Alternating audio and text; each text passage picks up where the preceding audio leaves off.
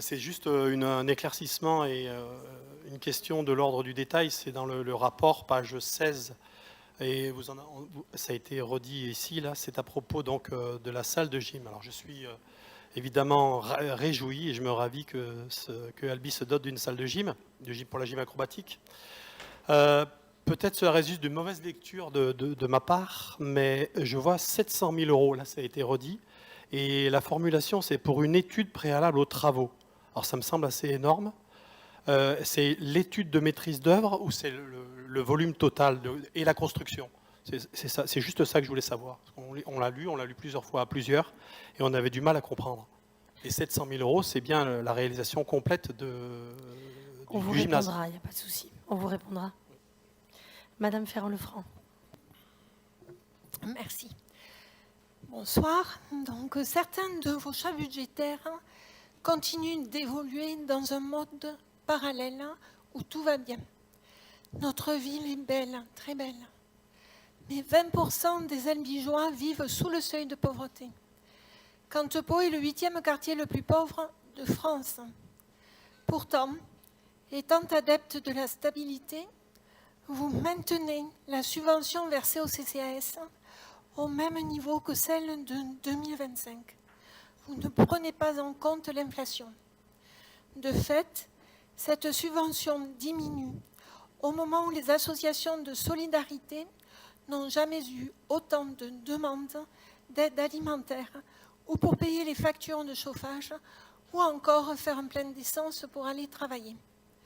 Côté services publics municipaux, l'attractivité des emplois est toujours en berne, que ce soit au niveau du salaire ou des conditions de travail. Le dialogue social que vous n'avez pas instauré se retrouve notamment dans la différence qui reste forte entre le taux d'emploi théorique et le taux d'emploi réel. Des commerces ferment, notamment ceux impactés par les nombreux travaux que vous imposez, sans anticipation ni accompagnement des conséquences économiques pour eux. Les conséquences sont aussi pour les habitants qui perdent leur commerce de proximité, nécessaires à leurs besoins du quotidien. Ils sont remplacés par des commerces qui sont trop souvent éphémères, ouverts le temps d'une saison touristique. La dynamique économique ne semble pas se trouver au rendez-vous de votre politique d'attractivité. Le ruissellement des centaines de milliers d'euros versés chaque année pour votre politique événementielle, comme votre engouement pour la croissance immobilière, n'ont pas apporté de dynamique économique créatrice d'emplois pour les Albigeois.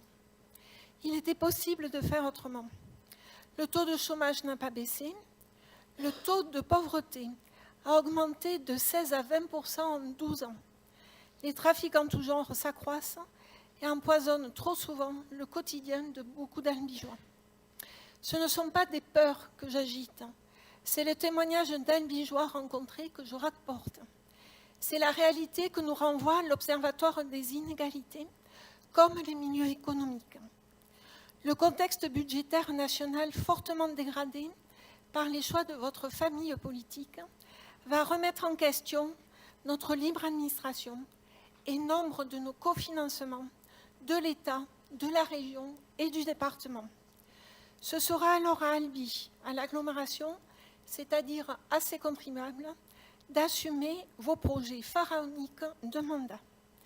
Si certains investissements vont dans le bon sens, comme la rénovation thermique énergétique des écoles, d'autres n'améliorent pas le quotidien des Albigeois.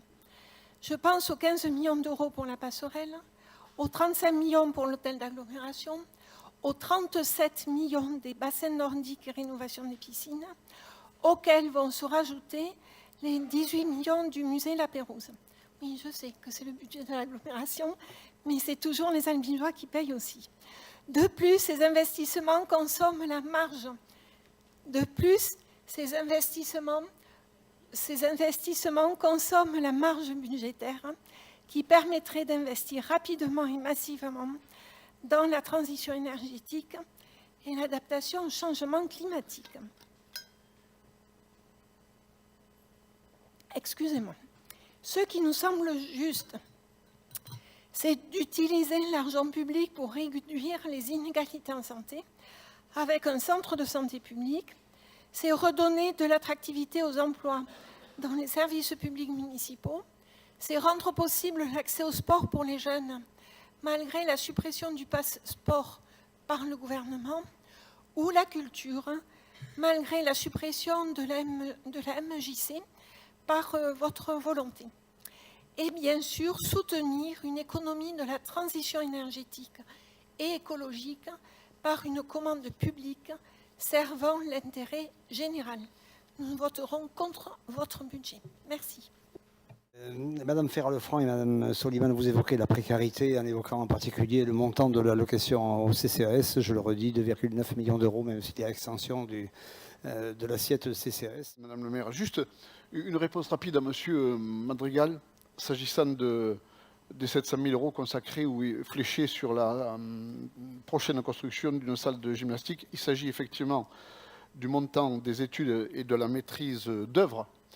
Ce chiffre a été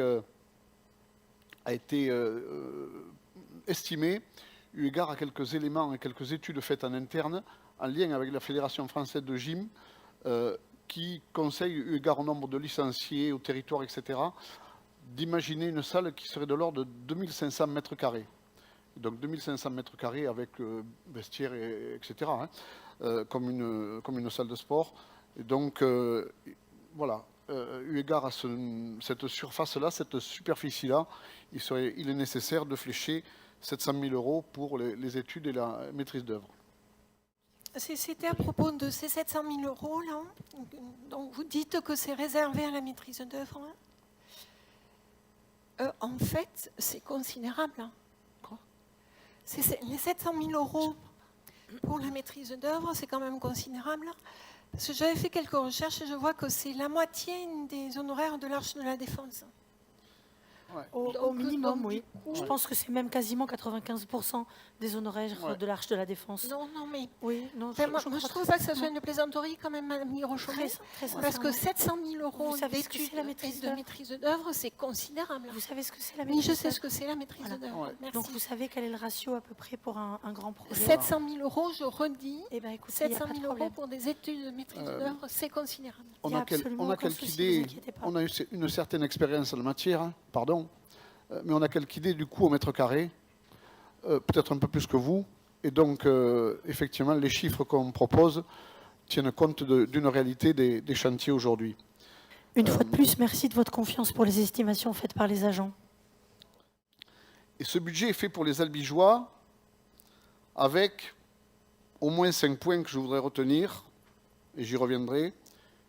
Une rigueur assumée, un réalisme confirmé, une ambition renouvelée, des choix maîtrisés et des engagements respectés. Non, ce budget n'est ni un budget d'attente, ni de renoncement, et encore moins un budget au rabais, mais bel et bien un budget d'engagement. Nous venons d'entendre que notre budget est hors sol, que l'on est à côté de la plaque, que rien ne va. Et depuis bien longtemps. Un exposé peut-être ce soir un peu plus noir que d'habitude, mais peut-être que la période peut expliquer certaines choses. Mais dire que rien ne va, c'est faire le choix de l'exagération plutôt que celui de la vérité. C'est oublier tout ce qui a été réalisé, tout ce qui fonctionne aujourd'hui, tout ce que ce budget permet encore de construire. Et c'est surtout ne proposer aucune alternative crédible. Alors, pour M. Franck, tout d'abord, je reviendrai sur 2 points. Le premier, quand vous parlez de rigueur assumée, je ne suis pas sûre que j'aurais utilisé ce terme. Quand on voit qu'il y a au moins 3 ans où on n'a pas eu de bilan social pour la gestion des ressources humaines au niveau de la collectivité. Et deuxième point, on vous a envoyé un courrier pour vous réclamer le récapitulatif des indemnités de toute nature dont bénéficiaient. Ça, je vais vous répondre, madame. Je vais vous répondre dessus, vous inquiétez pas. D'accord, parfait. Ça, c'est déjà bien. Donc ça, c'était le premier point. Deuxième point, je pense qu'on s'est mal compris, M. Franck. à propos de l'investissement local pour l'économie locale. Ce n'est pas qu'on soit contre l'investissement local. Là où ce qu'on pointe, c'est qu'on... Doucement, doucement. Ce qu'on pointe, c'est que... Non, mais en plus, c'est marrant parce que j'ai le sang qui monte d'un seul coup. Bon, ce que je pointe, c'est que ce n'est pas le choix d'investissement que nous aurions fait. Ce n'est pas du tout que nous n'aurions pas investi. Bien sûr que l'investissement local, c'est de l'économie locale et c'est important. Simplement, nous, on dit, ce qu'on aurait fait, c'est réorienter vers toute l'adaptation à la ville, au changement climatique, les questions de santé. Régulièrement, nous parlons du centre de santé publique dans cette assemblée. Voilà, ce sont des choix différents. Mais ce n'est pas du tout pour dire qu'on ferait zéro investissement local. Et puis ensuite, pour Madame Pujol, alors je pense qu'en en réécoutant en fait la vidéo de ce soir, vous noterez que dans ce que j'ai dit, je n'ai pas dit que rien n'allait. Je n'ai pas oublié ce qui fonctionnait, puisque j'ai pointé par exemple la rénovation thermique et énergétique des écoles. Et quand vous parlez d'aucune alternative crédible, je pense que le conseil municipal n'est pas le lieu de poser l'alternative crédible que nous proposerons. Merci. Je voudrais également insister sur le fait que quand on est un élu en responsabilité, on n'a pas le droit de se servir des gens pour des ambitions personnelles. Je crois que ce serait vraiment regrettable, ce serait même irresponsable. Alors je vais conclure ce propos avant de passer au vote en vous rassurant, Madame Ferrand-Lefranc. Effectivement, nous avions oublié de donner le tableau des indemnités. C'est dommage que vous ne l'ayez pas dit à la commission, parce que ça sert à ça aussi, la commission. Vous ne le saviez pas, peut-être c'était la semaine dernière. Ah ben, Monsieur Gilles n'était pas là, mais il y avait d'autres gens qui auraient pu répondre à vos questions. Et puis, je crois qu'on vous a présenté tout le budget. Non, ne jouez pas à l'ingénu, parce que là, quand même, il y a quand même des limites à la mauvaise foi et au... On n'est pas en période d'Oscar ni de César, mais là, je crois qu'à l'unanimité, pour le coup, et sans abstention, vous l'auriez. Je vais donc vous distribuer... Non, vous me laissez la parole, s'il vous plaît, je ne vous ai pas interrompu. Je vais donc vous distribuer le tableau que vous avez demandé. Ce tableau, il reprend l'intégralité de ce qu'ont gagné en indemnité les élus de la ville, les élus de la majorité. Donc je n'ai même pas eu le temps de le dire à mes collègues, pardon, mais finalement, c'est une surprise pour personne, puisqu'on a voté les indemnités en conseil municipal. Donc, il suffirait de faire une petite multiplication, mais ça ne doit pas être votre fort. Et j'en profite d'ailleurs pour vous dire que, pour qu'il n'y ait pas de doute sur les maîtrises d'ouvrage... Non, mais attendez. Pour qu'il n'y ait pas de doute sur les frais de maître d'œuvre. Les frais de maître d'œuvre, globalement, c'est 10% du montant total de l'investissement. La Grande Arche de la Défense, c'était 600 millions d'euros. Donc, je doute que les frais de maîtrise d'œuvre, c'était 700 000. Mais vous referez les calculs. Là, c'est peut-être moi qui ai mal calculé. Vous allez donc... Je vais vous distribuer à tous ce tableau avec l'intégralité des indemnités. Ne cherchez pas un quelconque autre centime au titre d'un quelconque autre mandat de représentation, que ce soit au musée Toulouse-Lautrec, que ce soit dans les SEM, que ce soit... Il n'y a pas un centime d'euro qui soit pris par les élus de la municipalité. Et pour vous faciliter les choses, même si vous aurez évidemment tous les éléments avec vous, pour vous faciliter les choses, je vous rappelle, puisque vous l'avez voté ou pas, mais en tout cas ça a été vu dans cette assemblée, le maire d'Albi perçoit mensuellement 3 366,52 € bruts. Un adjoint au maire d'Albi perçoit mensuellement 1 044,48 € bruts. Un conseiller municipal d'Albi perçoit mensuellement 501,35 € bruts. Que les choses soient tout à fait claires. La transparence, c'est aussi ça, la responsabilité et la confiance. Et pour vous le dire également, ce document, on va vous le donner, mais il n'est en aucun cas indispensable pour voter le budget. Toutes les réponses, toutes les jurisprudences sont claires là-dessus. Il peut être effectivement présenté de n'importe quelle manière, avec n'importe quel mode de communication. C'est bien de le faire avant le vote du budget, c'est pour ça qu'on le fait. Et effectivement, on ne l'avait pas fait jusqu'à présent parce qu'on n'avait pas vu cette disposition dans la loi transparence. Ce sera fait chaque fois. Tant qu'on sera aux affaires, il n'y aura pas un centime d'euro pour les élus, autres que les indemnités qui ont été votées autour de cette table du Conseil. Ceci étant fait. Et je me demande si on n'arrive pas à la limite du voyeurisme, Mais vous avez voulu les chiffres, vous les aurez. Ceci étant fait, s'agissant du vote du budget, qui vote contre? Oui, Madame Hatt. Merci. Madame le maire, mes chers collègues, je m'abstiendrai sur ce budget, tout comme mon collègue Patrick Blé qui m'a confié son pouvoir. Comme vous le savez ou comme vous le supposez, j'aurai vocation à m'adresser aux Albigeois dans quelques semaines et il me paraît normal de leur donner à eux en priorité l'expression de mon opinion. Je ne le ferai donc qu'à ce moment-là. Je vous remercie.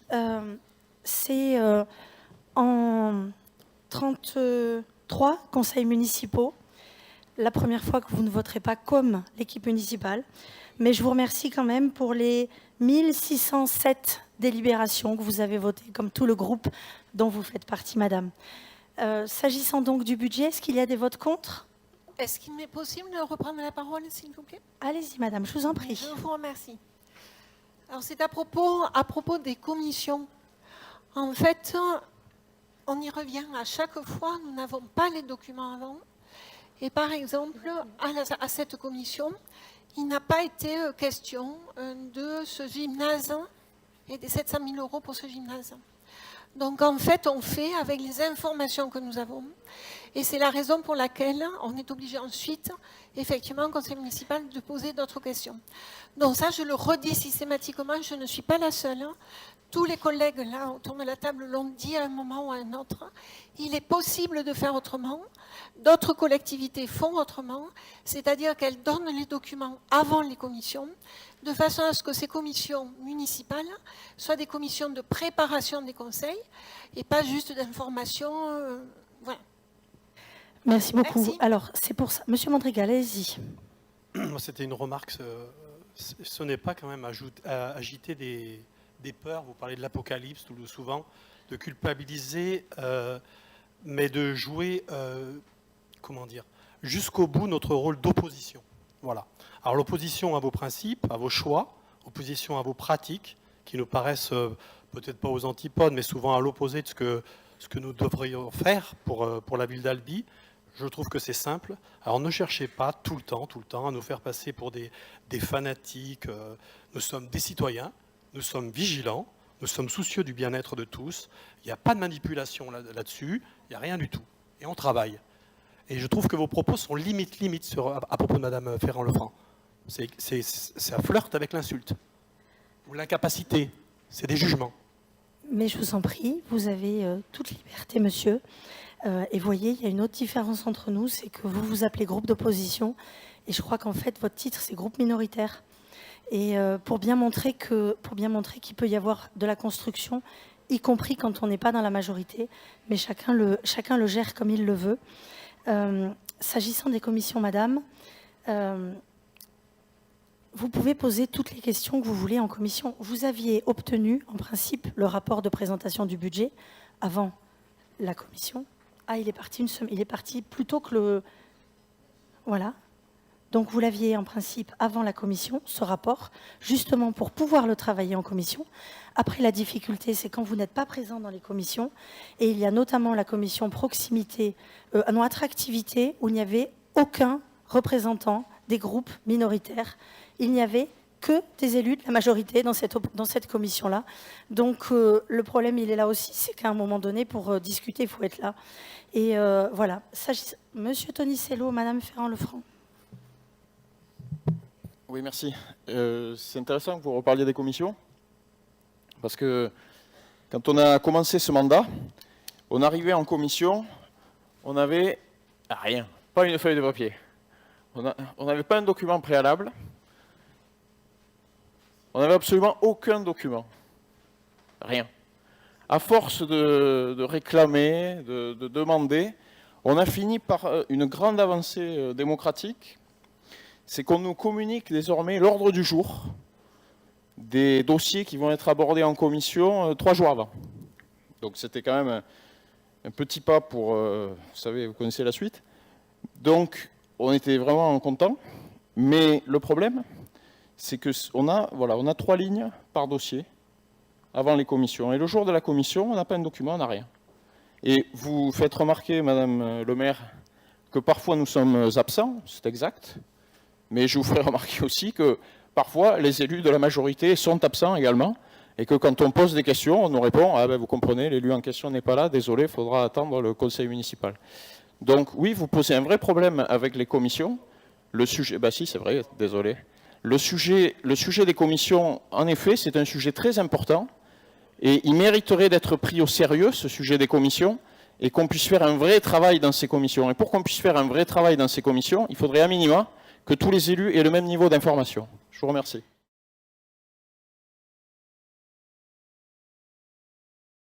Comme vous, tout à l'heure, sur le budget, Madame le maire, nous sommes stupéfaits.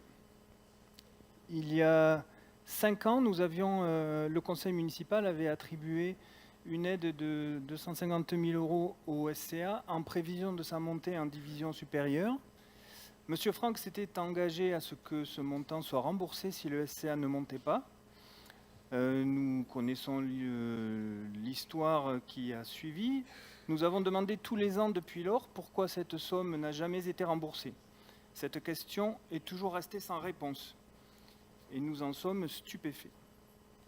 Nous avons également voté le financement de la construction d'un espace presse-réception en haut de la tribune du stadium et nous sommes également stupéfaits de voir que ces travaux n'ont toujours pas été commencés. Pouvez-vous nous confirmer qu'ils vont bien être réalisés ?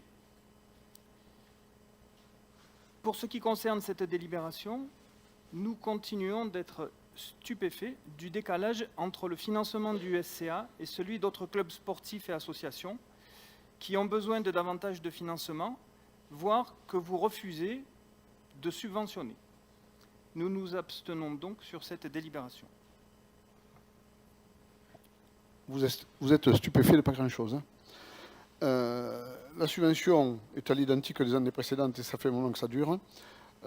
Nous avons un défi à relever depuis des années, c'est de maintenir les subventions, que ce soit culturelles, dans le domaine social, dans le domaine de la jeunesse et dans le domaine sportif. On y arrive à le faire, malgré les contraintes que chacun connaît. Donc on va continuer à aider le Sporting à hauteur de 400 000 €. En posant la question que vous venez de poser, ça veut dire une fois de plus que vous ignorez complètement le milieu du sport. Et si vous aviez quelques éléments de comparaison, mais tel n'est pas votre cas, si vous aviez quelques éléments de comparaison s'agissant des disciplines sportives, que ce soit le rugby, le foot, les sports collectifs, le hand, le volley, le basket, n'importe quoi, les subventions augmentent régulièrement un petit peu partout, même si maintenant ça commence à se stabiliser.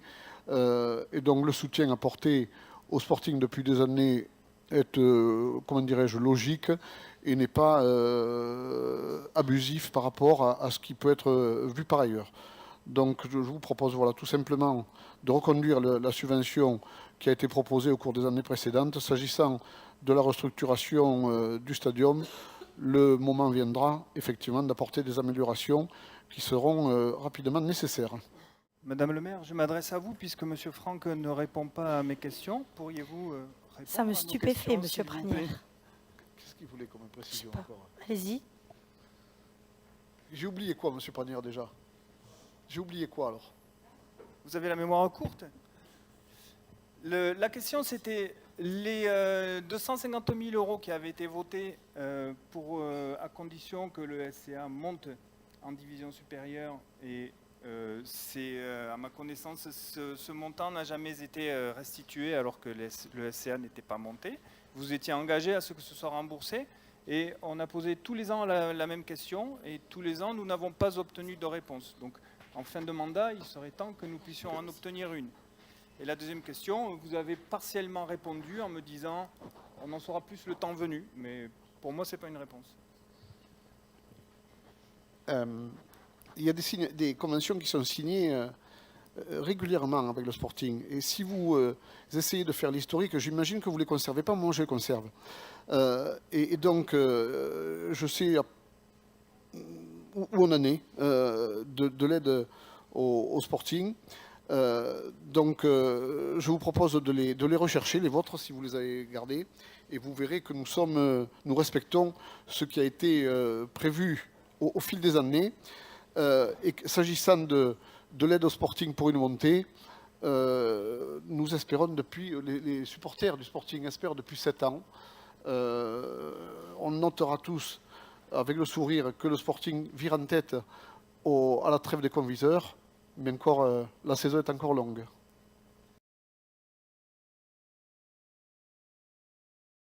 Nous relevons bien entendu le rôle essentiel de la Gaule albigeoise dans l'entretien des cours d'eau.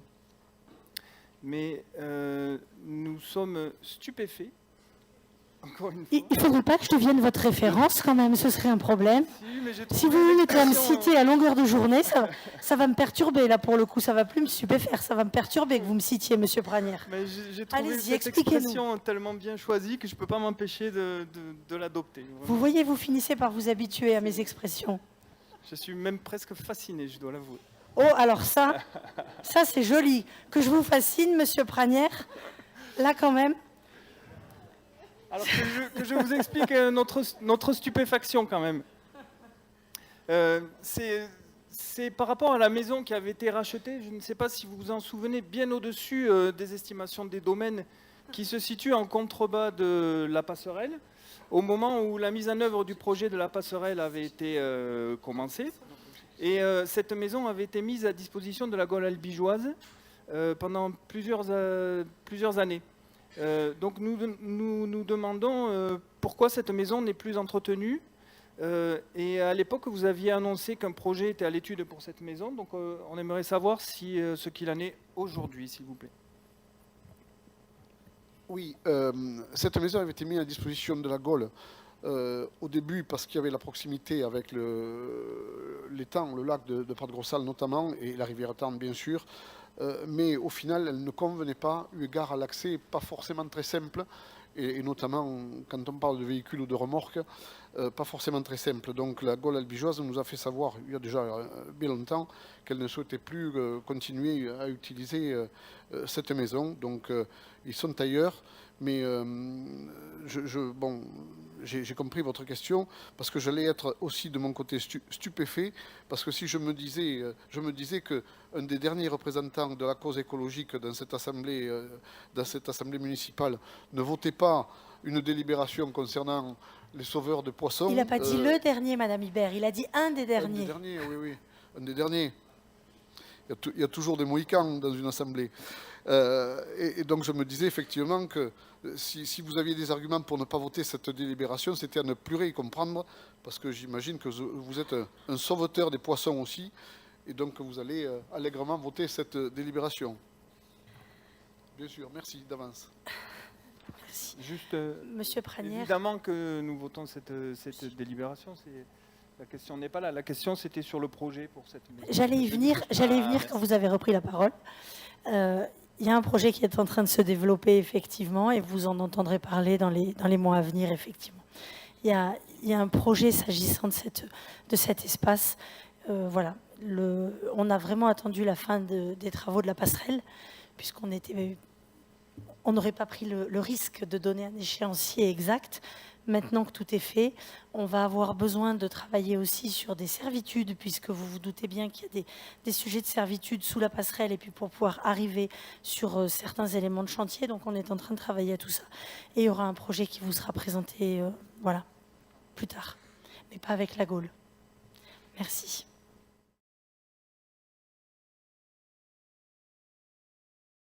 Ce document de qualité permet d'avoir enfin la connaissance exhaustive de l'offre d'accueil du jeune enfant sur Albi que nous réclamons depuis le début du mandat. Il conforte nos propos sur la cherté pour les familles de l'offre privée par rapport à l'offre publique. Or, à la lecture de cette délibération, vos propositions renforcent, voire développent l'offre privée, notamment du secteur lucratif. Sur Albi, ce secteur privé lucratif comprend plusieurs crèches citées dans la délibération. Elles appartiennent au réseau Crèches pour tous, créé en 2011 par le groupe People and Baby, fondé en 2004 par Christophe Durieux. Ce groupe a été rendu tristement célèbre après le décès d'une enfant à Lyon. Il a été l'objet d'un ouvrage et d'une série de documentaires retentissants. À la suite de ce drame, l'Inspection générale des affaires sociales a mené une enquête sur les conditions d'accueil et de sécurité des jeunes enfants en crèche. Le constat est accablant quant aux conditions d'accueil des enfants et de travail des salariés dans ces crèches privées lucratives, dans la lignée du scandale des maisons de retraite du groupe Orpea. Madame, tout ce que vous êtes en train de dire est enregistré, ça réagi. n'engage que vous, on est bien d'accord. Au nom du groupe majoritaire, je me désolidarise totalement de ce que vous êtes en train de dire. Tout à l'heure, un de vos collègues parlait d'insultes. Ce que vous êtes en train de dire est grave, madame. Vous n'êtes pas la justice, contrairement à ce que vous imaginez. Et ce que vous êtes en train de dire est vraiment terriblement grave. Je vous laisse poursuivre, mais ça n'engage que vous. Ce que je suis en train de dire sont des faits. Je ne suis Non, pas madame. juge, je Non, rapporte madame. ce qui a été dit. Ah ben, Non, madame. le rapport de l'IGA, ce sont des faits. Madame, non, stop. Un petit peu de dignité, Le n'allez pas gouverne- plus loin. Arrêtez-vous, arrêtez-vous. Le gouvernement, Je suis sûre que vous avez écrit des choses formidables, mais arrêtez-vous. le gouvernement a réagi en mettant en place le service public de la petite enfance dans le cadre de la loi plein emploi du 13 décembre 2023 et a confié cette responsabilité aux communes. Tout à fait. Donc, nous sommes d'accord. Parallèlement, Non, nous ne le sommes pas groupe d'accord. People Ni sur le fond, ni Bendy sur la forme. est passé mi-avril 2025 sous le contrôle à 99% d'un fonds d'investissement anglo-saxon, Alcentra. Subventionner des crèches d'un réseau appartenant à un fonds d'investissement n'est pas illégal. C'est un choix politique. Ce n'est pas le nôtre. De notre point de vue, l'argent public doit être utilisé pour des structures publiques qui rendent service au plus grand nombre de familles par des tarifs de crèche accessibles et non pour subventionner le secteur lucratif. Nous voterons donc contre cette délibération.